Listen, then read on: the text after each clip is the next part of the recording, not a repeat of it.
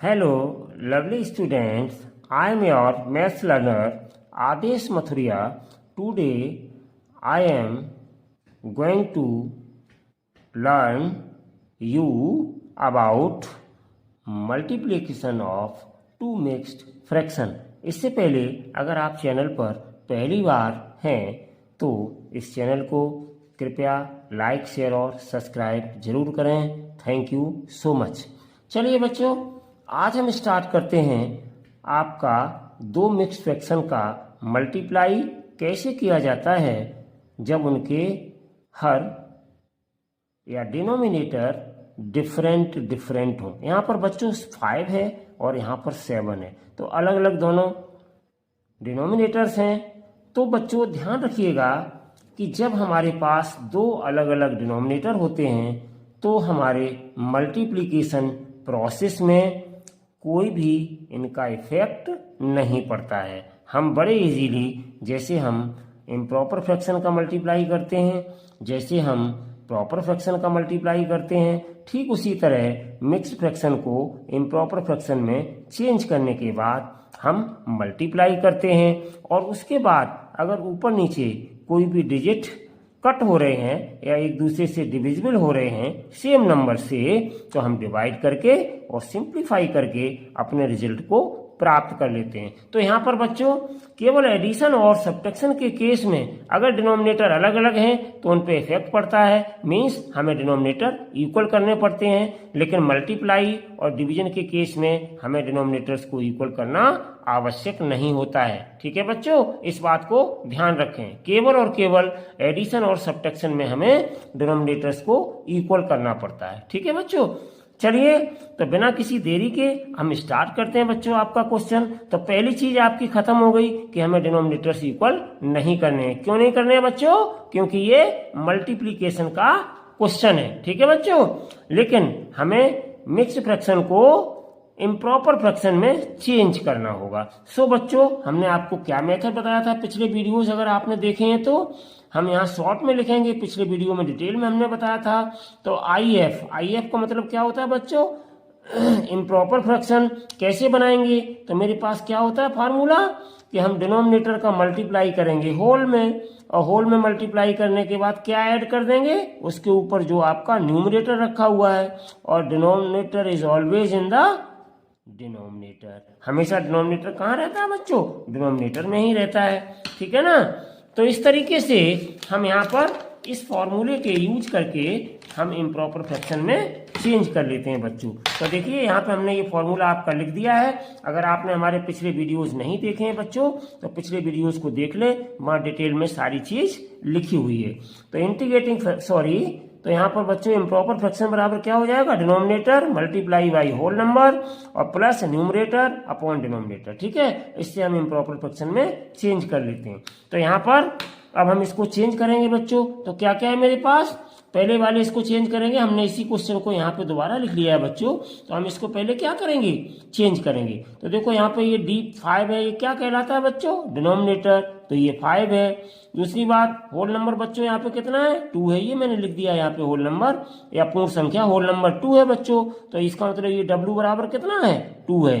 ठीक है, उसके बाद ऊपर न्यूमरेटर में कितना रखा हुआ है? 4 रखा हुआ है। इसका मतलब n कितना है बच्चों? 4 है। चलिए अब हम इसका इम्प्रॉपर फ्रैक्शन बना रहे हैं। तो बच्चों क्या हो जाएगा? IF बराबर, इसमें हम वैल्यू रखेंगे तो IF बराबर क्या हो जाएगी? तो IF बराबर मेरी हो जाएगी D गुणा W मल्टीप्लाई बाई W। तो D की वैल्यू है मेरे पास बच्चों 5 और मल्टीप्लाई बाई W है 2 हमारे पास बच्चों, और प्लस n कितना है मेरे पास? 4 है बच्चों, तो n की जगह 4 रखेंगे।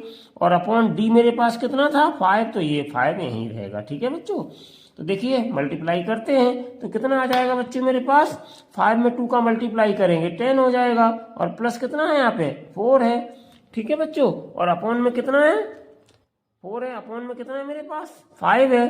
तो कितना हो गया ये मेरे पास? तो ये मेरे पास बन के आ गया, ध्यान से देखिएगा, 10 और 4 कितना हो गया? 14, और अपॉन कितना आ गया? ये 5। तो इस तरीके से बच्चों एक इम्प्रॉपर फ्रैक्शन हमने बना लिया। कितना आ गया? 14/5। तो यहाँ पे हम इसको बच्चों रख देंगे, तो इक्वल्स टू मेरे पास आ गया। इस वाली को मैंने चेंज किया है अभी, तो 14/5 14/5। तो एक तो मेरे पास ये आ गया बच्चा 14/5, ठीक है। अब हम आगे वाले को चेंज करेंगे, तो आगे वाले को चेंज करेंगे, मल्टीप्लाई का साइन है तो हम मल्टीप्लाई का साइन लगा देंगे, ठीक है बच्चों। मल्टीप्लाई हो गया आपका। अब देखिए यहाँ पे कितना है 2/1/7, तो यहाँ पे कितनी वैल्यू है मेरे पास, ये 7 क्या है, ध्यान दीजिए डिनोमिनेटर, तो डी की वैल्यू 7 हो गई डिनोमिनेटर। उसके बाद ये 2 कितना है होल, तो डब्ल्यू की वैल्यू 2 हो गई मेरे पास। और ऊपर एन कितना रखा है बच्चों 1, तो ये हमारा n1 हो गया, ठीक है। चलिए तो इसका बच्चों निकाल लीजिएगा इंटीग्रेटिंग फैक्टर, तो क्या आ जाएगा IF, तो इंटीग्रेटिंग फैक्टर मेरे पास क्या आ जाएगा बच्चों, इम्प्रॉपर फ्रैक्शन, ठीक है, नॉट इंटीग्रेशन। बहुत बड़ी बात हो गई, इंटीग्रेशन इंटीग्रेटिंग फैक्टर बच्चों BSc की क्लास में होता है, ठीक है, निकल गया कोई बात नहीं। IF यानी इम्प्रॉपर फ्रैक्शन, तो कितना हो जाएगा बच्चों, वही फॉर्मूला हम फिर लगा देंगे, D और गुणा W और प्लस N और बाई D, ठीक है ना। ये हमने फिर फॉर्मूला लगा दिया बच्चों, तो कितना आ जाएगा इस तरीके से। चलिए इसको आप कर लीजिएगा, तो ये आ जाएगा बच्चों, ध्यान से देखिएगा, तो ये आपका आ जाएगा, देखिए D की वैल्यू कितनी मेरे पास 7, तो हमने रख दिया बच्चों 7, और प्लस ये मेरे पास कितनी वैल्यू है W की वैल्यू, ध्यान से देखिएगा 2 है तो 2 रख दिया, और मल्टीप्लाई किससे करेंगे,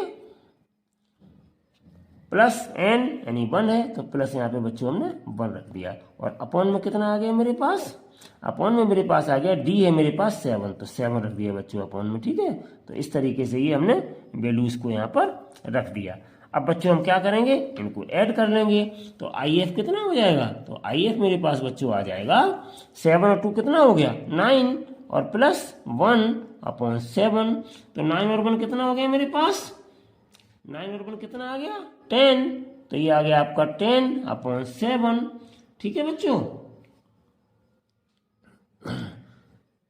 7 2 जा, यहाँ पे मल्टीप्लाई है बच्चों, 7 2 जा 14 आ गया यहाँ पे, ठीक है बच्चों, मल्टीप्लाई है इसलिए 14 और 1 15, ठीक है बच्चों। तो 15/7 दोबारा लिख देता हूँ, 15/7, यहाँ पर आपका कितना है प्लस लग गया था लेकिन मल्टीप्लाई होता है, तो 7 2 जा 14 और प्लस 1/7, यानी कि आ गया आपका 15/7। इसको हटा दीजिएगा, दोबारा लिख दिया मैंने। तो ये बच्चों हम यहाँ पे वैल्यू रख देंगे 15 और /7। अब हम बच्चों इसको फिर सॉल्व करेंगे 15/7 को, ठीक है ना। तो कैसे सॉल्व करेंगे 15/7 को, ध्यान से देखिएगा, कोई चीज इसमें कट हो रही है तो आप कट कर सकते हैं बच्चों, अगर कट नहीं हो रही है तो आप कट मत करिए। तो देखो बच्चों कट हो रहा है, 7 बन जा 7, और 7 2 जा 14, और यहाँ 5 बन जा 5, और 5 की टेबल में कितना आता है 15, 5 3 जा 15, तो कितना बचा मेरे पास बच्चों, तो अब मेरे पास बचा यहाँ पर, ध्यान से देखिएगा, ऊपर बच्चों 2 रह गया है, ध्यान से देखिएगा, ठीक है ना। और यहाँ कितना रह गया, मल्टीप्लाई का साइन लगाइएगा, कितना रह गया 3, तो 3 लिख दीजिएगा बच्चों, ठीक है ना। और नीचे मेरे पास कितना बचा है, यहाँ भी 1 बचा है, ठीक है, और मल्टीप्लाई का साइन लगा दीजिएगा बच्चों, यहाँ भी 1 बचा है, तो ये 1 1 आ गए मेरे पास। अब हम इनको सॉल्व करेंगे थोड़ा सा, तो कितना आ जाएगा ये मेरे पास, ध्यान से देखिए, 2 3 जा कितना आ गया 6, और नीचे कितना आ गया 1 में 1 का मल्टीप्लाई 1। अब बच्चों अगर हम डिवाइड भी करते हैं यहाँ पर, तो 1 से 6 में डिवाइड करेंगे तो 6 बार डिवाइड हो जाएगा, तो ये 6 मेरे पास क्या आ गया आंसर, तो ये आ गया मेरे पास बच्चों 6 आंसर। तो इस तरीके से बच्चों हमने इस क्वेश्चन को सॉल्व किया। आई होप कि आपको ये क्वेश्चन बहुत अच्छे से समझ में आया होगा। Thank you so much for watching this video, take care and bye bye.